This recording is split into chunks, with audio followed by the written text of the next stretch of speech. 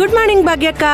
ಬಿಸಿ ಬಿಸಿ ಇಡ್ಲಿ, ಚಟ್ನಿ, ಸಾಂಬಾರ್ ಎಲ್ಲ ರೆಡಿ ಇದೆ. ತಗೋ, ಬೇಗ ಬಿಸಿ ಇದ್ದಾಗ್ಲೇ ತಿನ್ಬಿಡು.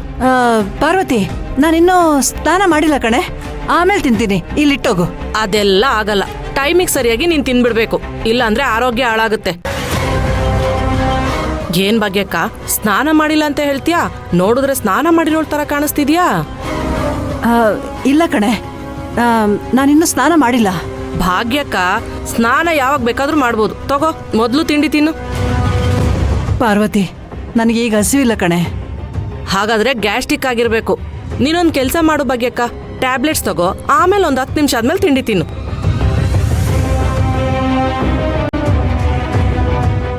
ಹೌದು ಭಾಗ್ಯಕ್ಕ, ಯಾಕಿನ್ನು ಮನೆನೇ ಕ್ಲೀನ್ ಮಾಡಿಲ್ಲ? ತಗೋ, ನೀನ್ ತಿಂಡಿ ತಿನ್ನು, ನಾನು ಮನೆಯೆಲ್ಲ ಕ್ಲೀನ್ ಮಾಡ್ಬಿಡ್ತೀನಿ. ಪಾರ್ವತಿ, ನಿನಗೆ ಯಾಕೆ ಸುಮ್ಮನೆ ತೊಂದರೆ? ನಿಧಾನವಾಗಿ ನನ್ನ ಮನೆಯೆಲ್ಲ ಕ್ಲೀನ್ ಮಾಡ್ಕೋತೀನಿ.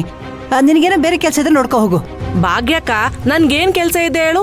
ಬೆಳಗ್ಗೆನೆ ಎದ್ದು ಫಟಾಫಟ್ ಅಂತ ಕೆಲಸ ಮುಗಿಸಿ ಬಂದಿದ್ದೀನಿ.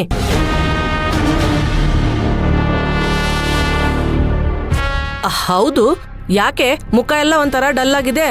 ರಾತ್ರಿ ಸರಿಯಾಗಿ ನಿದ್ದೆ ಮಾಡಿಲ್ವಾ? ಏನಿಲ್ಲ ಕಣೆ, ನಾನು ಈಗ ತಾನೇ ಎದ್ನಲ್ಲ, ಹಾಗಾಗಿ ಹಂಗ ಅನ್ನಿಸ್ತಾ ಇದೆ ಅಷ್ಟೇನೆ.